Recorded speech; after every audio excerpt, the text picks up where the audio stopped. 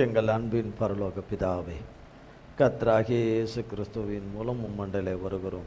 தந்தையாகிய தேவனே, இந்த நாளுக்குரிய வார்த்தைகள் எங்களுக்கு தந்தையாகிய பரிசுத்த ஆவியானவரின் மூலமாய் எங்களுக்கு தந்தருள வேண்டும் என்று எங்கள் ஆண்டவராகிய இயேசு கிறிஸ்துவின் நாமத்தினாலே பாதம் பணிந்து மன்றாடுகிறோம். எங்கள் தகப்பனாகிய இயேசு மகாராஜாவே, எங்களுக்கு ஆவியானவரை அனுப்புவீராக. ஆவியானவரை தகப்பனை தந்தருள்வீராக. ஆவியானவர் தான் எங்களை ஆண்டவரே ஆண்டு வழிநடத்தும்படியாய் ஜெபிக்கிறோம். ஆண்டவராகிய இயேசு கிறிஸ்துவின் நாமத்தினாலே தந்தையாகிய ஆவியானவரே உம்மை பாதம் பணிந்து அழைக்கிறோம்.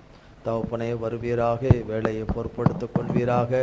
மண்ணோட்டை மறைத்து கொள்ளும் மாம்சமும் இரத்தமும் வேதத்தில் ஏற்கூடாததும் புறம்பானவைகளும் ஒன்றும் ஒரு காலமும் என்னிலே உள்ளம் புறமும் காணக்கூடாதபடி என் தகப்பனாகிய இயேசு கிறிஸ்துவின் நாமத்தின் அக்கினினாலும் மன்னிப்பின் இரத்தத்தின் அக்கினினாலும் என்னிலே வேரோடு சுட்டரிக்கப்பட்டு போவதாக. தந்தையே, உடைய நாமமும் இரத்தமும் வார்த்தையும் வசனமும் உடைய அபிஷேகமும் உடைய கிருபா வரங்களும் உடைய தெய்வீக பிரசன்னமும் உம்முடைய சாரமும் சத்துவம் உடைய சாயலும் வல்லமையும் பலனும் உம்முடைய வெளிச்சமும் நித்திய ஜீவ ஒளியும் ஆண்டவரே, உம்முடைய அளவற்ற கிருபையும் தயவும் ஆண்டவரே பலனும் என்னையும் ஆண்டவரை ஆராதனையிலே பங்கு பெறுகிற யாவரையும், லைவில் இணைந்திருக்கிற யாவரையும் ஆட்கொள்வதாக, ஆளுகை செய்வதாக.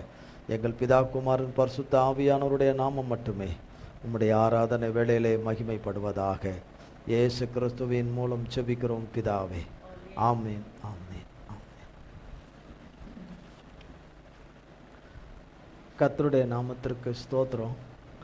கர்த்தராகிய தேவன் நமக்கு கொடுத்த வார்த்தை, அழுகையின் பள்ளத்தாக்கை உருவ நடந்து என்ற வார்த்தையிலே.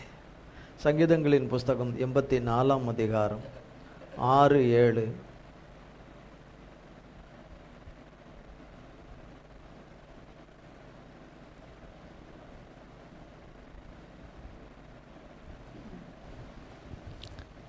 அழுகையின் பள்ளத்தாக்கை உருவ நடந்து அதை நீரூற்றாக்கி கொள்ளுகிறார்கள். மழையும் குளங்களை நிரப்பும். அவர்கள் பலத்தின் மேல் பலமடைந்து சியோனிலே தேவ சந்நிதியில் வந்து காணப்படுவார்கள். இந்த வசனத்தின் அடிப்படையில் தான் அழுகையிலே எத்தனையோ வகைக்கு வகையான அழுகைகள் இருக்குது. அதை காண்கிற தேவனுக்குத்தான் எது உண்மையான அழுக. அவருடைய பார்வையில் இருதயம் நொறுங்குண்டு பணிந்த ஆவி உள்ளவர்களாக இருந்து தேவனுடைய சமூகத்துக்கு முன்பாக தன்னை இருதயத்தை முழுதுமாய் தாழ்த்தி அவரிடத்தில் எல்லா விதத்திலும் பாவ அறிக்கை செய்து கொண்டு கர்த்தர் விடுவிக்கும் பரியந்தமும், கர்த்தர் மீட்கும் பரியந்தமும், கர்த்தர் நன்மை செய்யும் பரியந்தமும், கர்த்தர் சொன்ன வாக்குத்தத்தங்கள் நிறைவேறவும் அது பெற்றுக்கொள்ளும் பரியந்தமும் அவரிடத்துல மன்னிப்பு கேட்டு அவருடைய இரக்கத்துக்கும் கிருபைக்கும் கெஞ்சி அழுகிற அந்த அழுகதான் நீரூற்றாக மாறுகிறதாக வேதத்தில் நமக்கு போடப்பட்டிருக்கிறது. நம்பிக்கைக்கு ஏதுவல்லாத சூழ்நிலைகள் ஒன்றும் மாறாமல் இருக்கிற சூழ்நிலைகள், ஒன்றும் வாய்க்காமல் இருக்கிற சூழ்நிலையில் இருதயத்தின் ஆழத்தின் வேரிலிருந்து வருகிறது எல்லாம் விசுவாச வார்த்தைகளாய், நம்பிக்கைக்குரிய வார்த்தைகளாய், மற்றவர்களையும் தைரியப்படுத்துகிற பலப்படுத்துகிற வார்த்தைகளாய், அவர்களை பலவீனமாக்கி அவர்களை சோர்வு உற்று போகும்படி அவர்களுக்கு பயத்தை கொடுக்கிற வார்த்தைகளை பேசுகிறவர்களாய் இல்லாதபடி இருந்து கர்த்தருக்கு பிரியமான வார்த்தைகளையே பேசுகிற வாயும் நாவும் சிந்தையும் மனதும் இருதயமும் பார்வையும் கர்த்தருக்கு பிரியமானது. எப்பொழுதும் தேல் கொட்டுறது போல கொட்டிக்கிட்டு சுட்டி காட்டி பேசுகிற ஒவ்வொரு வார்த்தைகளும் கர்த்தருக்கு பிரியமில்லாதது. சூழ்நிலையை எல்லாம் கர்த்தர் ஒருத்தர் தான் மாற்ற முடியும். பிரச்சனைகளை எல்லாம் கர்த்தர்கிட்ட கொண்டு வந்து கொடுத்துருக்கிற பிரச்சனைகளை எல்லாம், வழக்குகளை எல்லாம் அவர் தான் தீர்த்து வைக்க முடியும். வேறு யாராலையும் தீர்த்து வைக்க முடியாது. மனுஷன் பலவீனம் ஆயிட்டான்னா மனுஷன் படுக்கையில் விழுந்துட்டான்னா அதோட படுக்கையில் முடிஞ்சிட்டான்னா அதோட அவன் கதை முடிஞ்சு போச்சு, அவன் சுகவீனம் ஆயிட்டானா, இந்த சுகவீனம்லாம் சரியாகாது அப்படின்னு பேசக்கூடாது. இந்த சுகவீனம் எல்லாம் கர்த்தரை நோக்கி கூப்பிடுகிற பிள்ளைகளுக்கு அவர் தழும்புகளாலே சுகமாயிரும். செய்வினை மந்திர சூன்யத்தினாலே வந்தது கர்த்தருடைய நாமத்தின் அக்கினினாலே சுட்டரிக்கப்பட்டு போயிடும். பலவீனமான சரீரம் பலனடைஞ்சிரும், பலவீனமான மனது இருதயமும் சிந்தையும் பலனடைஞ்சிரும், கர்த்தருடைய நாமத்தினாலே பலனடைஞ்சிரும். லூக்கா எழுதின சுவிசேஷம் 7ஆம் அதிகாரம்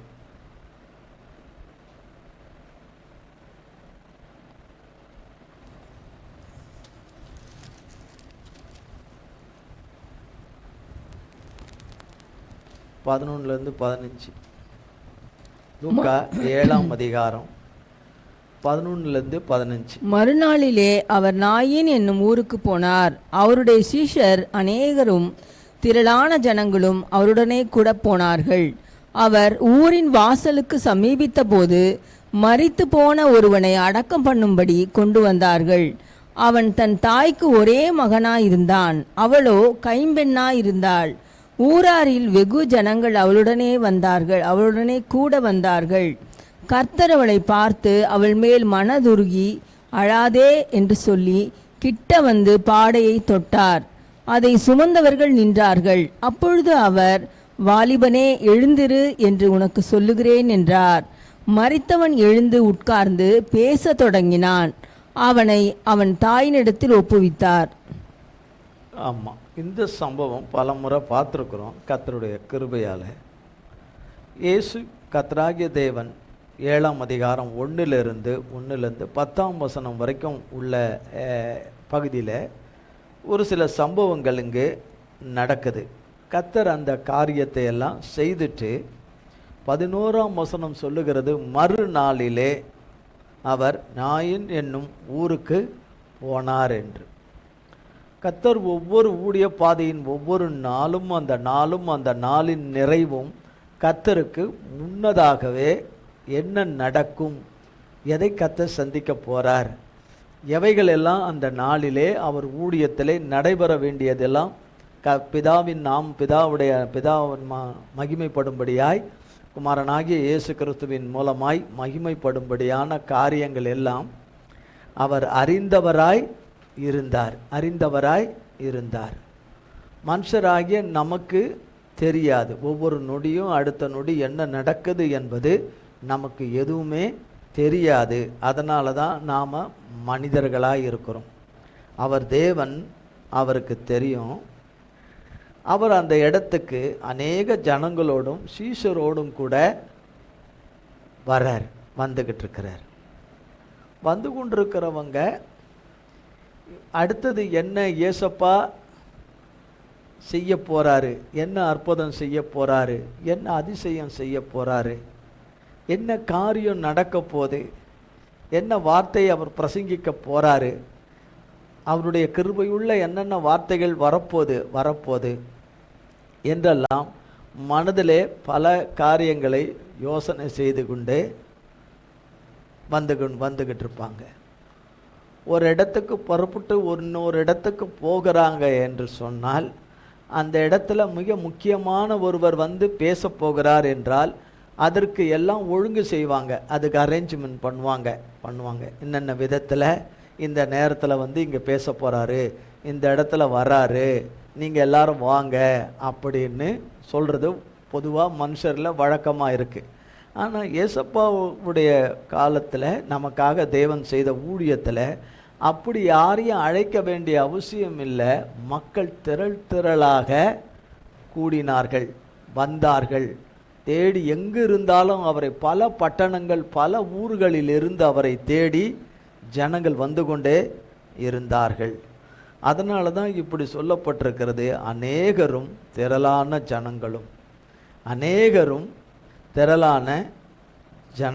ஜனங்களும் அவர் கூடவே போனார்கள். இவர் போய்கிட்டு இருக்கிறாரு, சில கிலோமீட்டர்கள் போய்கிட்டு இருக்கிறாரு. இவர் அவருடைய டார்கெட்டில் எந்த ஊருக்கு போகணுன்னு இவர் பிளான் பண்ணியிருக்கிறாரு சொல்ல மாட்டார். அவர் போன ரூட்டையும் திசையும் வச்சு பார்க்க போனால் ஞாயினூர் என்னும் ஊருக்கு வரார். இந்த ஊரில் அவருக்கு என்ன காரியம் இருக்குது, என்ன செய்ய போகிறாருன்னு தெரியாது. ஆனால் அந்த நாயனூர் என்ற ஊரில் ஒரு சோகமான ஒரு சம்பவம் நடக்குது, ஒரு துக்ககரமான சம்பவம் நடந்திருக்குது. என்ன, ஒரு தாய்க்கு ஒரே மகன்தான், கணவன் இல்லை, அந்த தாய்க்கு கணவன் இல்லை, மகன் மட்டும்தான், தனக்கு இருக்கிற ஒரே உறவு, சொந்தம் எல்லாம். எந்த அடிப்படையில் அந்த வாலிபன் மரித்தான் என்று இங்கே குறிப்பிடப்படலை. சுகவீனத்திலேயா அல்லது விபத்திலேயா, என்ன விதத்தில் அவர் மரித்து போனார் என்று சொல்லப்படலை. ஆனால் அந்த தாயுடைய கண்ணீர் அநேக பேர் வீடுகளில், அநேக இடங்களில் துயர சம்பவங்கள் நிறைய நடக்குது, அநேகர் அழுகிறார்கள். ஆனால் அந்த சம்பவங்களை இன்றைக்கு வரைக்கும் நம்ம கேள்விப்படுறோம், அல்லது நேற்றைக்கு வரையும் கேள்விப்படுறோம். அதுக்கு முந்தின நாள் வரைக்கும் பல சம்பவங்கள், நடக்கக்கூடாத சம்பவங்களை எல்லாம் கேள்விப்படுறோம். அதில் அழுகிறார்கள், துடிக்கிறார்கள். அதிலெல்லாம் தவறு எதுவும் இல்லை. ஆனால் காண்கிற தேவனுக்கு எவைகள் இருதயபூர்வமாக, மன உருக்கமாக, மனம் உடைந்து தேவைக்காக அழுகுறவங்க, காரியங்களை சாதிக்கணுன்றதுக்காக அழுகுறாங்க, அது ஒரு தனி அழுகை இருக்குது. வியாதி நிமித்தமாக அழுகிறவங்க அதில் அழுவாங்க, விதத்துக்கு விதமாக அழுவாங்க. ஆனால் கர்த்தருக்கு ஏற்ற விதத்தில் காணப்படுகிற அழுகை தான் கர்த்தருடைய கணக்கில் வருதுன்னு வேதம் சொல்லுகிறது. கர்த்தருக்கு ஏற்ற அழுகை தான் கர்த்தருடைய கணக்கில் வருது, கணக்கில் எண்ணிக்கையில் வர்றதாக வேதவசனம் சொல்லுகிறது. அப்போ இந்த தாய், இந்த மகன் மரித்தது எவ்வளோ நேரம் ஆகுதுன்னு தெரியாது. ஏனென்று சொன்னால், ஏசப்பா அந்த ஊர் வழியாய் வந்து அங்கே சந்திக்க வர்ற நேரத்தில் இந்த மகனுடைய சாவை எடுத்துக்கிட்டு போகிறாங்க. இந்த மகனுடைய சரீரத்தை விதைக்கிறதுக்கு கொண்டு போயிட்டுருக்கிறாங்க என்று சொன்னால், அவர் மரித்து ஒரு நாள் ஆயிட்டிருக்கலாம், அல்லது பல மணி நேரங்கள் ஆயிருக்கலாம்.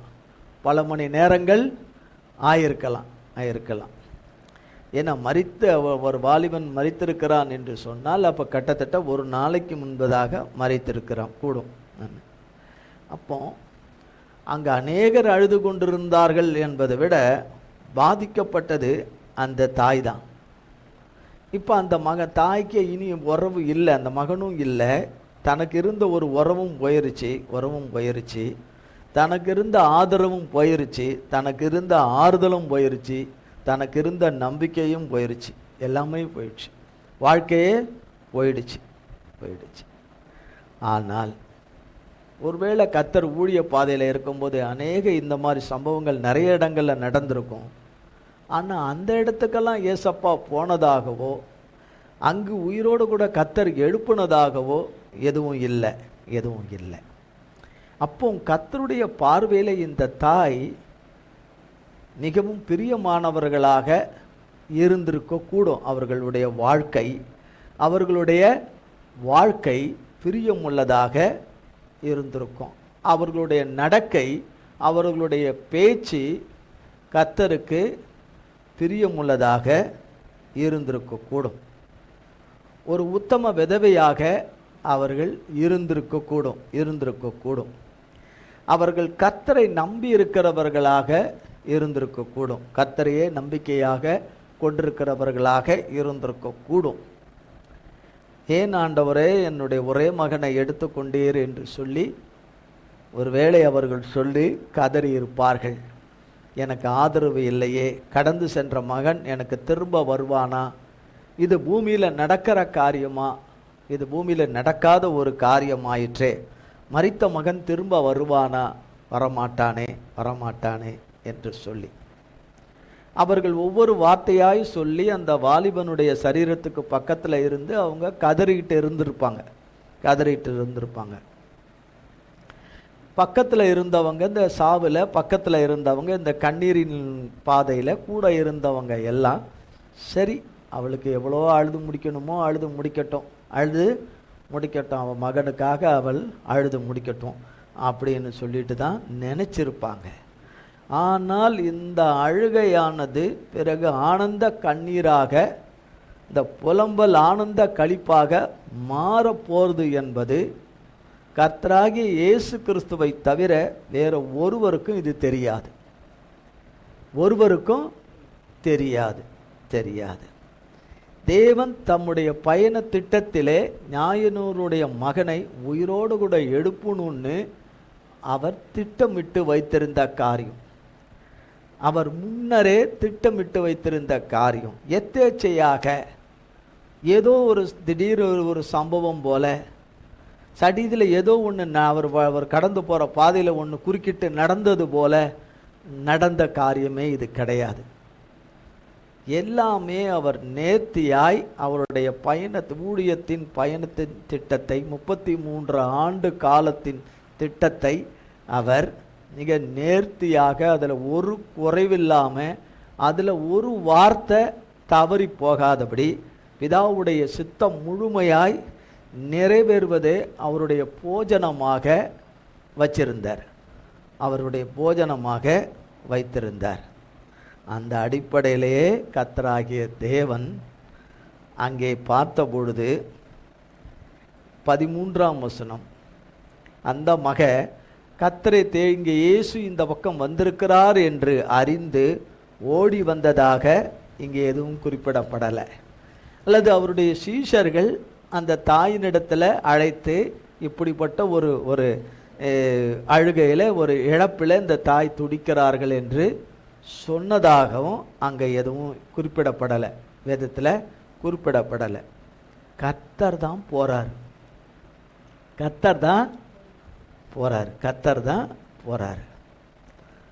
கர்த்தர் அவளை பார்த்து அவள் மேல் மனது உருகி, அவள் மேல் மனது உருகி என்றால் அவள் வாழ்க்கை, அவளுடைய கீழ்ப்படிதல், கர்த்தருக்கு பயப்படுதல், தகாத வார்த்தைகள், தகாத அபிப்பிராயங்கள், தகாத சந்தேகங்கள், சந்தேக புத்திகள், கர்த்தருக்கு பிரியமில்லாத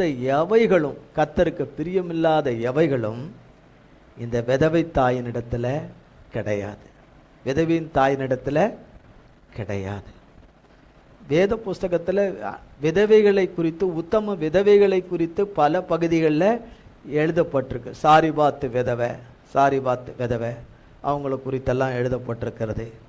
அநேக விதவைகள் இந்த சாரிபாத்தில் இருந்தாங்க, கணவனை இழந்தவங்க. ஆனால் அவங்க எல்லாரும் கர்த்தர் தெரிந்து கொள்ளலை. சாரிபாத்து விதவையைத்தான் கர்த்தர் தெரிந்து கொண்டார். அந்த சாரிபாத்துடைய இதில் இருக்கிற அந்த விதவையினுடைய மகனும் பஞ்ச காலத்தில் மரித்து போயிடக்கூடாது என்பதை கருத்தில் வைத்து தன்னுடைய ஊழியக்காரன் அந்த பஞ்ச காலத்தில் ஊழியக்காரனுக்கு எந்த சேதாரமும் வந்துடக்கூடாது என்று ஒரு சாதாரணமான ஒரு ஊழியக்காரனாகவும் கூட கிடையாது. அந்த ஊழியக்காரர், அந்த எலியா தீர்க்கதரிசி என்பவர் கர்த்தராலே மகா வல்லமையாக பயன்படுத்தப்பட்ட, அக்காலத்திலே மகா வல்லமையாக பயன்படுத்தப்பட்டு கொண்டு வந்த கர்த்தருடைய ஊழியக்காரன் அவர். அவருக்கு இந்த நிலைமையா, இந்த சூழ்நிலையிலையா, இந்தையா கடைசியில் கர்த்தர் ஏதோ சோத்தை போட்டு ஏதோ ஒன்று புழப்பை போட்டு காக்காவை வச்சு புழப்பு ஊற்றி திருப்பி அதுக்கப்புறம் வச்சு திருப்பி எங்கேயோ ஒரு இடத்துல இருக்க வச்சு அங்கே 3 வேளை சாப்பாட்டுக்கு அங்கே கொண்டு போய் உட்கார ஒரு நிலைமைக்கு நம்ம இருக்கிறோமே என்று ஒருவேளை எலியா நினைத்தாரோ நினைக்கலையோ எனக்கு தெரியாது. ஆனால் அந்த தாயையும் காப்பாற்றணும், உத்தம தாய், உதவி தாயையும் மகனையும் காப்பாற்றணும். கடைசி உணவை சாப்பிட்டுட்டு செய்துட்டு சுள்ளியை பொறுக்கி அதை சமைச்சு அந்த கடைசி மாவை இருக்கிற கொஞ்சம் எண்ணெயும் மாவையும் இல்லை அப்பஞ்சுட்டு சாப்பிட்டு அதோட செத்து போகணுன்னு தீர்க்கமான ஒரு முடிவோடு கூட இருந்தவர்கள் வாழ்க்கையில் கர்த்தர் அந்த அழிவும் மரணமும் வராதபடி கர்த்தர் அழித்து, அப்போ அந்த அந்த விதவையானவ சாரிபாத்த விதவை நிச்சயமாக எப்படி அழுதிருப்பார்களோ அப்படி அழுதிருப்பார்கள். அவர்கள் எந்த விதத்திலே விதவையானார்கள்? தன் கணவனை இழந்தார்கள், தன் வருமானத்தை இழந்தார்கள், தனக்கு உண்டானவைகளை எல்லாம் எப்படி இழந்தார்கள். இந்த மகா கூடிய வறுமைக்கு அவர்கள் ஆளானார்கள். இந்த பஞ்ச காலத்திலே அவர்கள் சிக்குண்டார்கள். தான் மரித்து போனாலும் பரவாயில்ல, தன் மகன் வாலிபன் மரித்து போகக்கூடாது என்று நினைத்திருப்பார்கள். ஆனாலும் கூட நான் மரித்து அவன் உயிரோட இருந்து, இந்த பஞ்ச காலத்தில் அவன் எப்படி உயிரோட இருந்து பிழைக்க மாட்டான். தன்னோடு இருக்கிற மற்ற ஜனங்கள் யாரும் நல்ல நிலையில் இருக்கிறவங்களே இந்த பஞ்சத்தில் தாக்கு பிடிக்க முடியாமல் அழிவை நோக்கி போகிறாங்களே என்று சொல்லி அந்த தாய் அழுதிருப்பார்கள். ஆனால் எலியாவுடைய வாழ்க்கையை திட்டமிட்ட தேவன், எலியாவினுடைய வாழ்க்கையின் பயணத்தை திட்டமிட்டு அதன்படி நடத்தி முடித்த தேவன், எலியாவின் பாதையிலே நடத்தின, எலியாவின் வாழ்க்கையிலே நடத்தின தேவனுடைய திட்டத்தில் இந்த சாரிபாத்து விதவையும் மகனும் அதில் இருந்திருக்காங்க.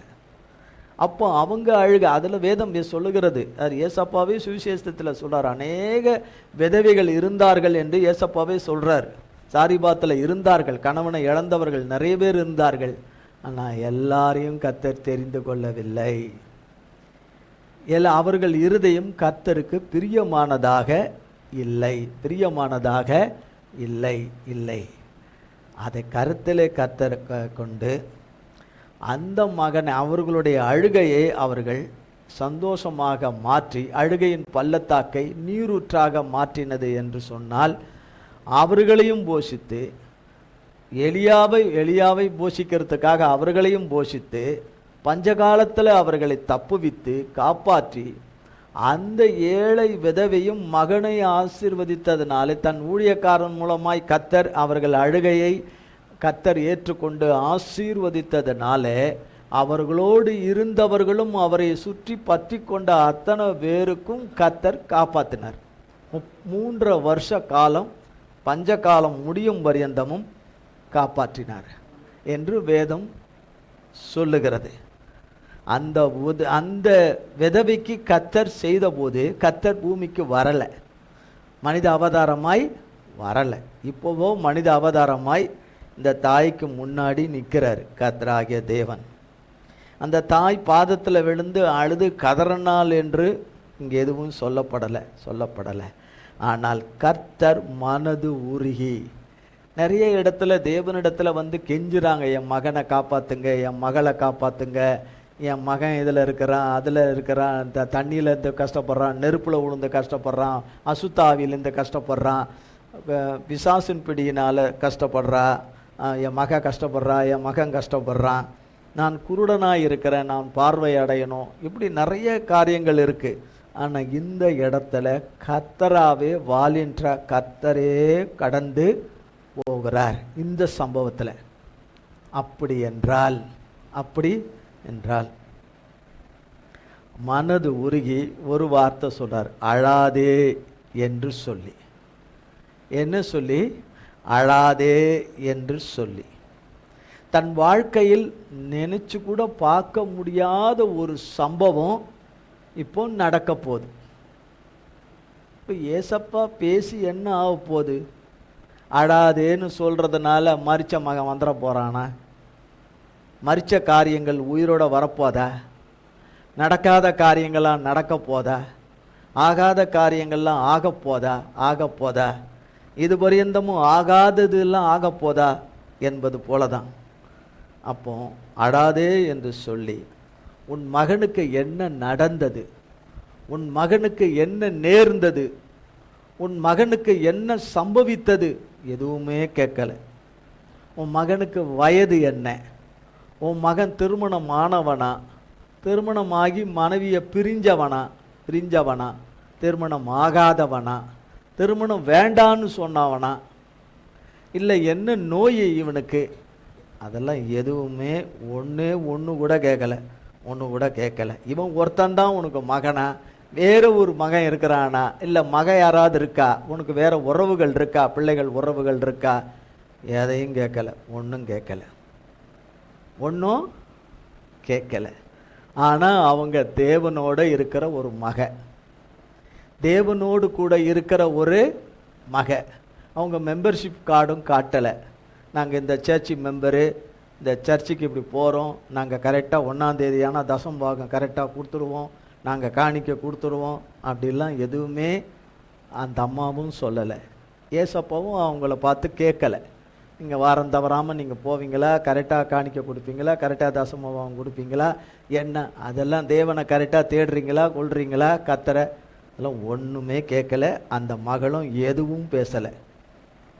கிட்ட வந்து அடுத்த ஸ்டெப்பு, முதல் ஸ்டெப்பு அழாதே என்று சொல்லி, மனது உருகி அழாதே என்று சொல்லி கிட்ட வந்து பாடையை தொட்டார். இப்போ எல்லாருடைய கண்களும் ஏசப்பா பேரிலேயே தான் இருக்குது. அத்தனை பேரும் திரளான ஜனங்களும் வெகு ஜனங்களும், திரளான ஜனங்கள் ஒரு கூட்டம், வெகு ஜனங்கள் என்பது ஒரு கூட்டம், சீஷர்கள் என்பது ஒரு கூட்டம்.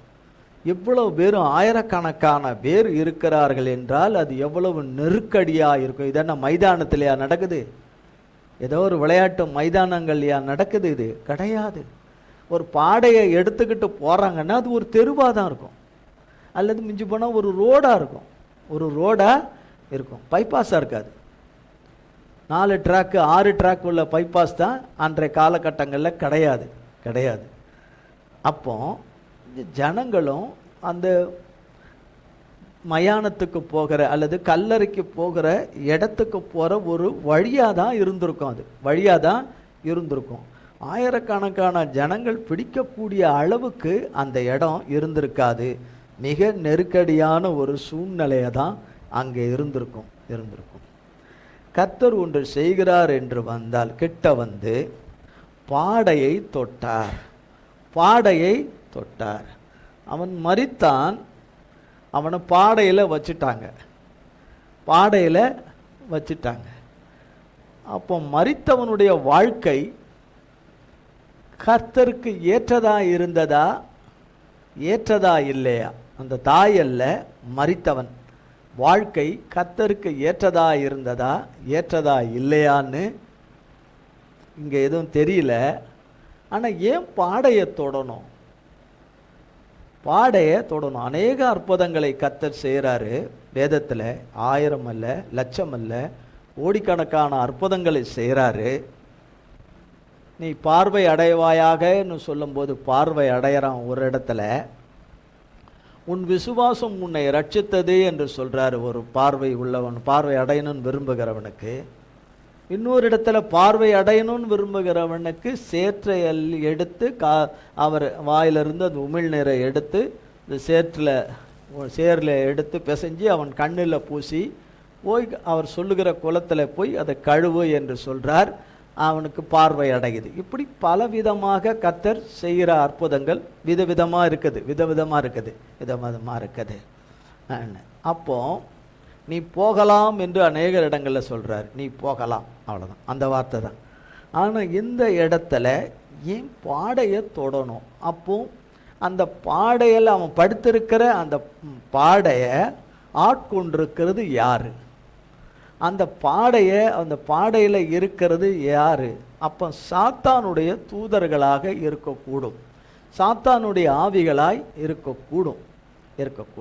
கர்த்தருக்கு மரித்தவர்களை தேவதூதர்கள் அழைத்து செல்வார்கள் என்று வேதத்தில் இருக்கு. தேவதூதர்கள் அழைத்து செல்வார்கள் என்று. ஆனால் இந்த இடத்துல அவர் பாடையை தொட்டார் என்பதற்கு பல அர்த்தங்கள் அதுக்குள்ள இருக்குது. அதில் பாடையில் சத்ருவின் கிரியைகள் அதில் இராதபடி அவர் பாடையை தொட்டார். ஃபஸ்ட்டு தொட்டார், கர்த்தருடைய வல்லமை போயிருச்சு பாடையில். அதை சுமந்தவர்கள் நின்றார்கள். அப்படி என்றால் இதுவரைக்கும் அவர் பார்த்து மனதுருகி அடாதே என்று சொல்லும்போது பாடையை தூக்குகிறவங்க, பாடையை இந்த வாலிபனை, இறந்து போன வாலிபனை நடந்து கொண்டு போய்கிட்டே தான் இருக்கிறாங்க. அவங்க நிற்கலை. இயேசுக்கு அப்பா கிட்ட வரும் பரியந்தமும் அவங்க நிற்கலை. அவர் பாடையை தொட்ட பிறகுதான் அவர்கள் நின்றார்கள் என்று வேதம் சொல்லுகிறது. அப்பொழுது அவர், வாலிபனே எழுந்திரு என்று உனக்கு சொல்லுகிறேன் என்றார். வாலிபனே எழுந்திருன்னு சொல்லியிருக்கலாம். வாலிபனே எழுந்திருன்னு சொல்லியிருக்கலாம். ஆனால் அப்படி சொல்லலை. வாலிபனே எழுந்திரு என்று உனக்கு சொல்லுகிறேன் என்றார். உனக்கு சொல்லுகிறேன் என்றார். ஒருவேளை உங்கள் மயானத்தினுடைய அருகிலே, கல்லறையினுடைய அருகிலே, ஏதாவது கிட்டத்தட்ட அதனுடைய வாயிலண்டையோ அதனுடைய சமீபமான நெருக்கத்தில் ஒருவேளை இவங்க இருந்திருக்கக்கூடும். அந்த சூழ்நிலை இருந்திருக்கக்கூடும். ஏனென்று சொன்னால், வாலிபனே எழுந்திருன்னு கர்த்தர் ஒருவேளை அப்படி சொல்லியிருப்பாரானால் அந்த இடங்களில், அந்த கல்லறையில், பக்கத்தில் இருக்கிற கல்லறை பக்கத்தில் இருந்தது நீங்கள் சொல்லப்படலை. அப்படி யோகிக்கிறோம். அப்படி ஏன் அந்த வார்த்தையை தேவன் எதையும் சரியாக சொல்லக்கூடியவர், மனிதனை போல அல்ல. இப்போ சொன்ன மாத்திரத்தில் வாலிபனே எழுந்துருன்னு சொன்னான். ஒருவேளை அங்கே கல்லறையில் இதுக்கு முன்னாடி எத்தனையோ வாலிப பிள்ளைகள், ஆண் பிள்ளையோ பெண் பிள்ளைகளோ மரித்த பிள்ளைகள் இருந்தாங்கன்னா படார்னு எல்லாரும் உயிரோட வந்துடுவாங்க. அத்தனை பேரும் உயிரோட கூட வந்துருவாங்க. அதனால தான் சொல்கிறார், உனக்கு சொல்கிறேன், நீ மட்டும்தான் உயிரோட எழும்பணும். அதனால தான் உனக்கு சொல்கிறேன், நீ எழுந்துருன்னு.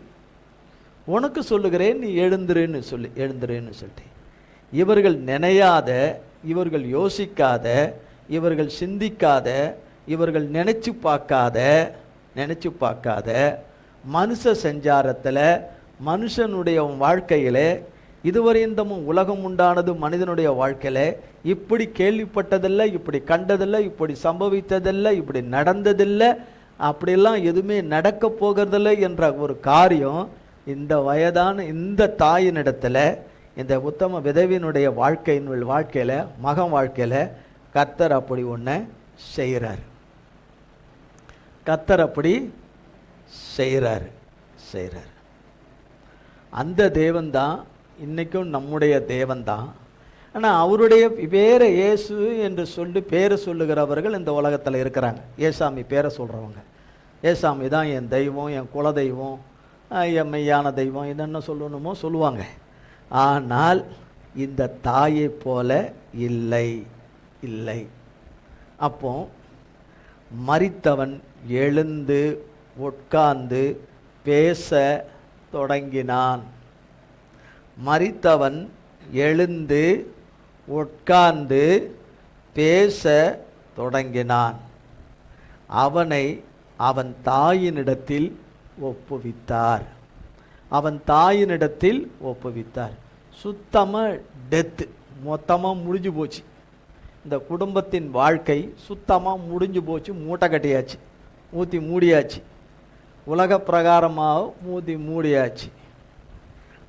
நம்பிக்கைக்கு எந்த ஒரு சாத்தியமே கிடையாது.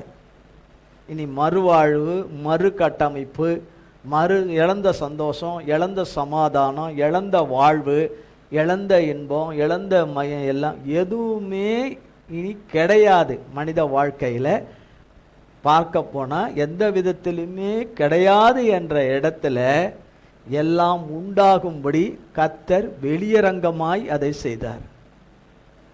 ரகசியமாக செய்யலை, மறைவாக செய்யலை, வெளியரங்கமாய் செய்தார். அவருடைய பயண திட்டத்தில் இந்த காரியத்தை வைத்திருந்தார். அவரவருடைய வாழ்க்கையில் பயணத்தில் கர்த்தர் சில காரியங்களை, சில அற்புதங்களை, சில அதிசயங்களை, சில பெருத்த நன்மைகளை, ஆசீர்வாதங்களை, ஜெயத்தை, விடுதலையை, மீட்பை, ரட்சிப்பை கர்த்தர் தொடங்கின பிள்ளைங்க வாழ்க்கையில் தவறுகளிலும் தப்புதலும் மீறுதலிலும் கீழ்ப்படியாமையிலும் இழந்து போனதை கர்த்தரிடத்துக்கு வரும்பொழுது கர்த்தர் வெகுவாய் தண்டித்து சாவுக்கு ஒப்புக்கூடாதபடி தண்டித்து மன்னிப்பை அருளி செய்து கர்த்தருடைய அற்புத வல்லமை வெளிப்படும் என்பது வேதத்தின் சத்தியம். சூழ்நிலை நிமித்தமாக பேசினேன், நெருக்கடியின் நிமித்தமாக பேசினேன், தூண்டுதல் நிமித்தமாக பேசினேன், நான் அப்படி பேசினேன், இப்படி பேசினேன்னு நம்ம எங்கேயும் தப்பிக்கவே முடியாது. கர்த்தரிடத்தில் நாம் பதில் தானே, நான் பதில் சொல்லிடுறேன். பதில் அல்ல, இந்த உலகத்திலே அதற்குரிய தண்டனையை நாம் அனுபவித்தே தீரணும். அனுபவித்தே தீரணும். சாரி அப்படின்னு சொல்லிட்டு போயிடலாம். சாரி தெரியாமல் சொல்லிட்டோம், சரி அப்படி சொல்லணும்னு நினைக்கல, என்ன செய்கிறது அப்படின்னு சொல்லிட்டு போயிடலாம். அந்த வெறுமனே அப்படி சொல்லிட்டு போகிறதல்ல, மனம் உவந்து மன்னிப்பு கேட்டாலும் கூட தண்டனை என்பது கண்டிப்பாக உண்டு, அதில் எந்த சந்தேகமே கிடையாது. ஆனால் சாவுக்கு ஒப்புக்கூடாத தண்டனை, மரணத்துக்கு ஒப்புக்கூடாத ஒரு தண்டனை இல்லாத மன்னிப்பு கிடையாது. அப்போ எழுந்து அவன் தாயினிடத்தில் ஒப்புவித்தார். எல்லாருக்கும் திகிலும் பயமும் பிடிச்சிக்கிச்சு. அதுக்கு கீழ் வசனம் இருக்குது 16ஆம் வசனத்தில், எல்லாருக்கும் பயமும் திகிலும் வந்துருச்சு.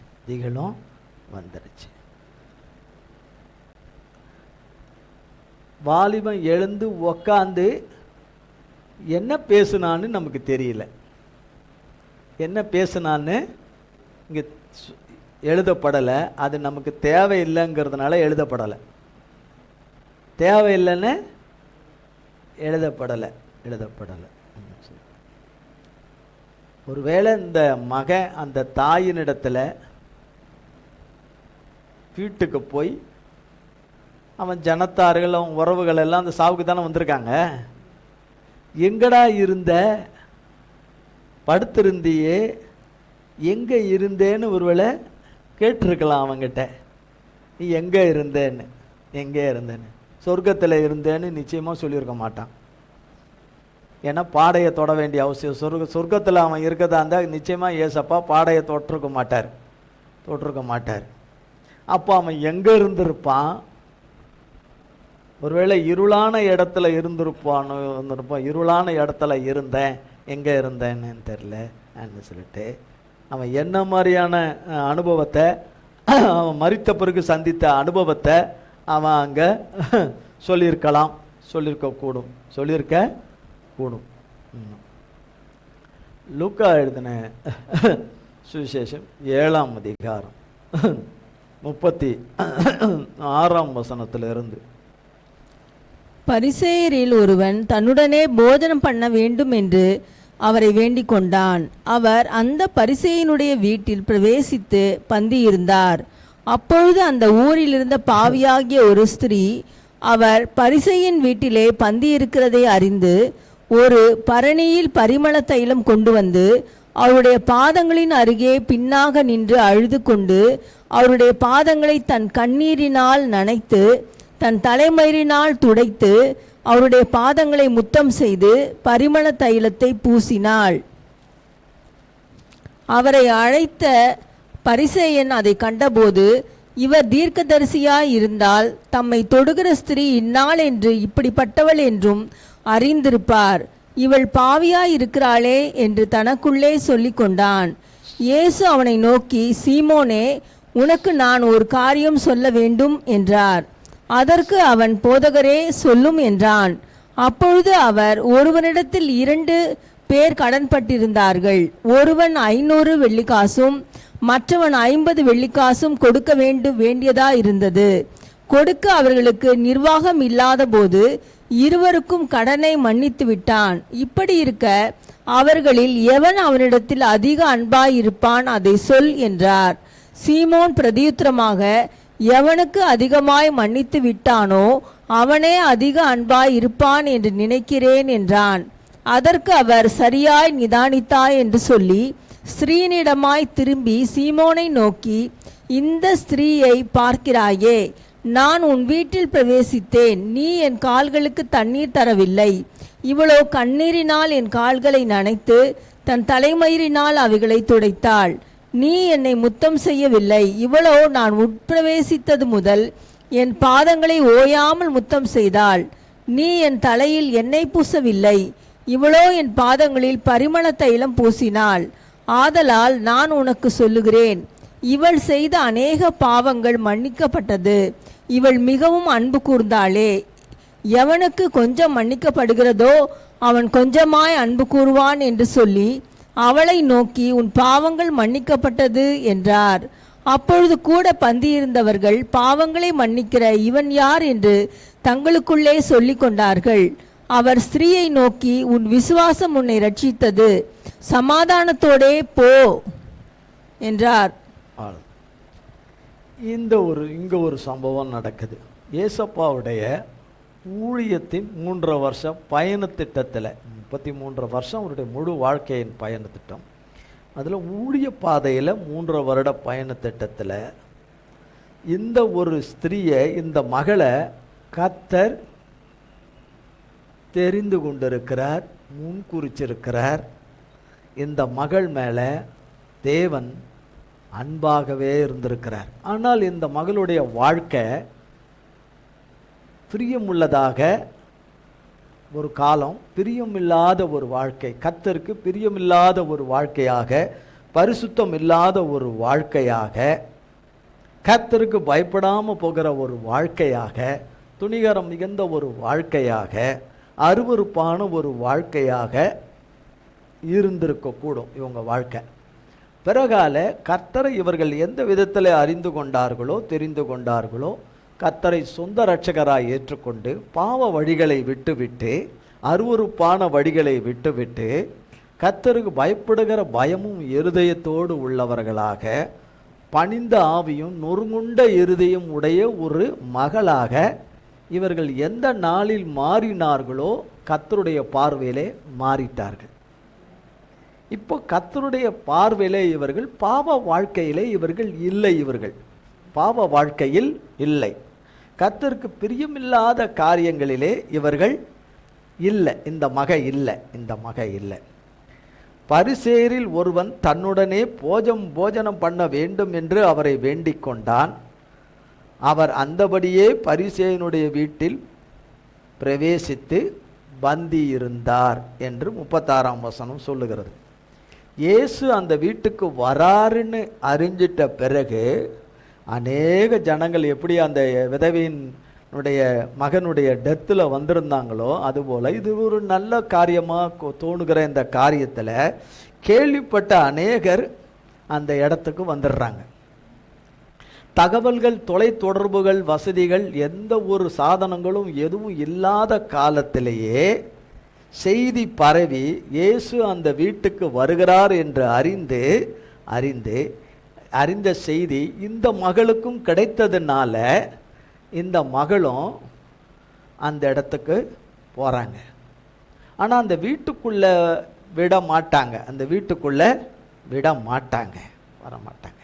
நானும் வரேன், நானும் ஏசப்பா பாதத்தில் அவர் வார்த்தையை கேட்கணும், அவரை நான் பார்க்கணும், ஒரு வார்த்தையை கேட்கணும் அப்படிங்கிறதுக்கு அனுமதிக்க மாட்டாங்க, அலோவ் பண்ண மாட்டாங்க.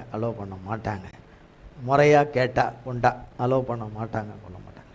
ஆனால் வேதம் 37 சொல்லப்படுகிறது, அந்த ஊரிலிருந்த பாவியாகிய ஒரு ஸ்திரீ, ஒரு நேர காலத்தில் பாவ வாழ்க்கையில் இருந்த ஒரு ஸ்திரீ இப்போ மனம் திரும்பி கர்த்தருடைய பிள்ளையா மாறி இருக்காங்க. அந்த பிள்ளை அவர் பரிசேயின் வீட்டிலே பந்தி இருக்கிறதை அறிந்து ஒரு பரணியிலே பரிமள தைலம் கொண்டு வந்தால், மிக காஸ்ட்லியானது, அந்த காலத்திலேயே மிக காஸ்ட்லியான பரிமள தைலம். 38ஆம் வசனம் சொல்லப்படுகிறது, அவருடைய பாதங்களின் அருகே பின்னாக நின்று அழுது கொண்டு, அவர் பாதங்களின் அருகே பின்னாக நின்று, இப்போ எல்லாருக்கும் எரிச்சலும் கோபமாக இருக்கும். இவையா இங்கே வந்தா, எண்ணத்துக்காக வந்தா, நாமெல்லாம் ரொம்ப நல்லவங்க, நாமெல்லாம் ரொம்ப நல்லவளுங்க, நம்ம நல்லவனுங்களும் நல்லவளுகளுமா இருக்கிற இந்த இடத்துல, பரிசுத்தவான்களும் உத்தமிகளாக இருக்கிற இந்த இடத்துல ஏசாமியுடைய இருதயத்தை கவர்ந்து கொண்டவர்களாக இருக்கிற இந்த இடத்துல நம்ம கூப்பிட்டு, ஏசப்பா நம்ம வீட்டுக்கு வந்துட்டார், நான் கொடுக்குற டின்னருக்கு வந்துட்டார், நான் கொடுக்க போகிற ஆகாரத்தை புசிக்கிறதுக்கு வந்துட்டார், இங்கே 2 வார்த்தை பேசுறதுக்கும் எல்லாம் வந்துட்டார். அப்போ நான் தேவனுக்கு முன்பாக நான் எப்படிப்பட்டவனாக இருக்கணும்? அந்த பரிசேயன் எப்படிப்பட்டவனாக இருக்கணும்? ரொம்ப நல்லவனாக இருக்கணும். பரிசேயனுடைய ஆட்கள், அவனுக்கு வேண்டியவங்க எல்லாரும் அந்த இடத்துல வந்திருக்காங்க.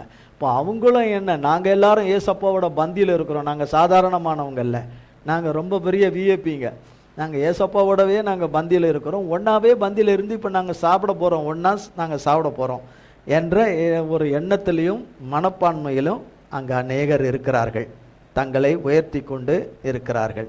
அந்த இடத்துல தான் இந்த இன்னைக்கு இருக்கிறவள இது வந்துச்ச கொள்ளாதது, இது எதுக்கு இங்கே வந்தது, மூஞ்சை சுழிச்சுக்கிட்டு எவ்வளோ பேர் இருந்திருப்பாங்க மூஞ்சை சுழிச்சுக்கிட்டு.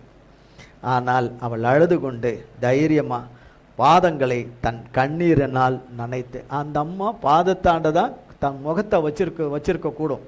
அதனால தான் கண்ணில் இருந்து வடிகிற கண்ணீரெல்லாம் ஏசப்பாவுடைய பாதத்தில் சொட்டு சொட்டா விழுந்து அவர் பாதத்தை கழுவிருக்காங்க, முத்தம் செய்து. இதை பார்த்த உடனே தான் அவன் மனசில் நினைக்கிறான், பரிசேயன் நினைக்கிறான், கண்டபோது தன்னை தொடுகிறவள் இன்னாள் என்றும் அவளுடைய வாழ்க்கை இப்படிப்பட்ட ஒரு வாழ்க்கை என்பதும் அவருக்கு தெரியணுமே, மெய்யான தீர்க்கதரிசினா அவருக்கு ஆவியில் தெரியணுமே, அப்படி என்று தன் இருதயத்தில் சொல்லி கொண்டான். அந்த எண்ணம் வந்த உடனே கடனே கசப்பா உனக்கு ஒரு காரியம் சொல்கிறேன்னு சொல்கிறாரு. 2 பேர் கடன் பட்டு இருந்தார்கள். ஒருவன் 500 வெள்ளிக்காசும் மற்றவன் 50 வெள்ளி. அதான் அந்த என்ன அர்த்தத்தில் சொல்கிறாருன்னா, 500 பாவம்னு வச்சுக்கோங்க, 500 பாவம், இன்னொருத்தன் 50 பாவம், இன்னொருத்தன் 50 பாவம் பண்ணவன், இன்னொருத்தன் 500 பாவம் பண்ணவன், 500 பாவம் பண்ணவன் வச்சுக்க, அந்த மாதிரி கணக்கு தான் அது. அப்போ கொடுக்க அவனுக்கு கடன் பட்டவங்களுக்கு திரும்ப கொடுக்க அவனுக்கு நிர்வாகம் இல்லை. அவனுக்கு நிர்வாகம்னா கொடுக்கக்கூடிய சூழ்நிலை இல்லை, கொடுக்கக்கூடிய நிலைமை இல்லை. அப்படி இருக்கும் பொழுது கடன் கொடுத்தவர்கள் அவனை மன்னிச்சிடுறாங்க, 2 பேரை மன்னிச்சிடுறாங்க, அந்த கடன் கொடுத்தவர் மன்னிச்சிடுறாங்க. அப்போ யாருக்கு அதிகமாக கடன் வாங்கினவங்களுக்கு மன்னிக்கப்பட்டதோ அவங்க தான் அவங்க மேலே அதிக அன்பாக இருப்பாங்கன்னு பதில் சொல்கிறான். அவன் ஏசப்பா கேட்ட கேள்விக்கு இந்த பரிசேயன் பதில் சொல்கிறான் சொல்லிட்டேன். அப்போ ஏசப்பா சொல்கிறாரு, நீ சரியாய் நிதானித்தாய் என்று அவனை பார்த்து சொல்லிட்டு சொல்கிறார். சொல்லி ஸ்திரீயின் பக்கமாக திரும்புகிறார். திரும்பி சீமோனை நோக்கி, இந்த ஸ்திரீயை பார்க்கிறாயே, நான் உன் வீட்டில் பிரவேசித்தேன், நீ என் கால்களுக்கு தண்ணீர் தரவில்லை, எவ்வளோ கண்ணீரினால் என் கால்களை நனைத்து தன் தலைமயிரினால் அவைகளை துடைத்தாள், நீ என்னை முத்தம் செய்யவில்லை, இவ்வளோ உட்பிரவேசித்து முதல் என் பாதங்களை ஓயாமல் முத்தம் செய்தால், நீ என் தலையில் எண்ணெய் பூசவில்லை, இவ்வளோ என் பாதங்களில் பரிமள தைலம் பூசினாள், ஆதலால் நான் உனக்கு சொல்லுகிறேன் அப்படின்னு. நான் உங்கள் எல்லோருக்கும் சொல்லுகிறேன்னு சொல்லலை, அந்த இடத்துலையும் நான் உனக்கு சொல்லுகிறேன், இந்த இடத்துலையும் பாருங்க, நான் உனக்கு சொல்லுகிறேன். அங்கே வாலிபனுக்கு சொல்லும் போது சொல்றார், நான் உனக்கு சொல்லுகிறேன் என்று சொன்னார்.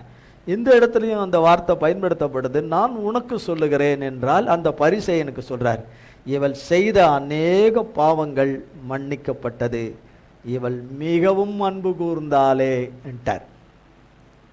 அப்போ இவ அன்பு கூர்ந்தாங்கிற ரெக்கார்டு காரியம் எல்லாம் ஏசப்பா கிட்ட இருக்குது. அன்பே உருவான தேவனிடத்தில் இருக்குது ரிப்போர்ட்டு, இவள் மிகவும் அன்பு கூர்ந்தாளே, இந்த ஒன்று தான் அவள் சர்டிஃபிகேட்டு, அன்பு கூர்ந்தாளே என்று. எவனுக்கு கொஞ்சம் மன்னிக்கப்படுகிறதோ அவன் கொஞ்சமாய் அன்பு கூறுவான் என்று சொல்லி அவளை நோக்கி, உன் பாவங்கள் உனக்கு மன்னிக்கப்பட்டது என்றார். அப்பொழுது கூட பந்தியில் இருந்தவர்கள், பாவங்களை மன்னிக்கிற இவன் யார்? அங்கே ஏசப்பாவோட இருக்கிறோம், அவர் ஏசப்பா அவர்னு சொன்னவங்க இப்போ என்ன இவன் என்ற வார்த்தையை பயன்படுத்துகிறாங்க. அவன் இவன் இப்படிப்பட்டவங்க தான் ஏசப்பாவுடைய பந்தியை சுற்றி இருக்கிறாங்க. நாங்கள் ஏசப்பா பிள்ளைங்க, ஏசப்பாவுடைய ஆட்கள், ஏசப்பாவுக்கு வேண்டியவங்கன்னு. ஆனால் ஏசப்பாவுக்கு தெரியும் யார் அன்பு கூறுகிறவர்கள், யார் அன்பு கூறுகிற மகன், யார் அன்பு கூறுகிற மகள் என்பது அன்பாயிருக்கிற தேவனுக்கு தான் தெரியும். அதனால தெரியப்போம் அவருடைய வாழ்க்கையின் பயண திட்டத்தில் இந்த பரிசேயன் வீட்டுக்கு வர்றதுக்கு சம்மதித்தது, இந்த பரிசேயனை நினைத்து அவன் கவலைப்படுவானே, நான் வரலேன்னு சொல்லிட்டா இன்னைக்கு உன் வீட்டுக்கு வரலன்னா வேதனைப்படுவானே, துக்கப்படுவானே, மனசில் சஞ்சலப்படுவானே, அவனை சேர்ந்தவங்களும் வருத்தப்படுவாங்களே என்று கர்த்தர் நினச்சி அவன் வீட்டுக்கெல்லாம் போக சம்மதிக்கலை. அங்கே இந்த ஸ்திரீ வருவா என்பதை அறிந்து அவளுக்காகவே பரிசேயன் வீட்டுக்கு வந்து அவள் செய்தது எல்லாம் பல ஆயிரம் ஆண்டுகள் ஆனாலும் அவளை குறித்து கர்த்தருக்கு அவள் செய்ததை குறித்தும் கர்த்தர் அவளுக்கு செய்ததை குறித்தும் எல்லா இடங்களிலும் பிரசங்கிக்கப்படவும் இந்த சம்பவம் நடந்தது. அவர்கள் பார்வைக்கு அவ வேற மாதிரி ஆனால் அவர் பார்வைக்கு அவ மிகவும் பிரியமானவள்.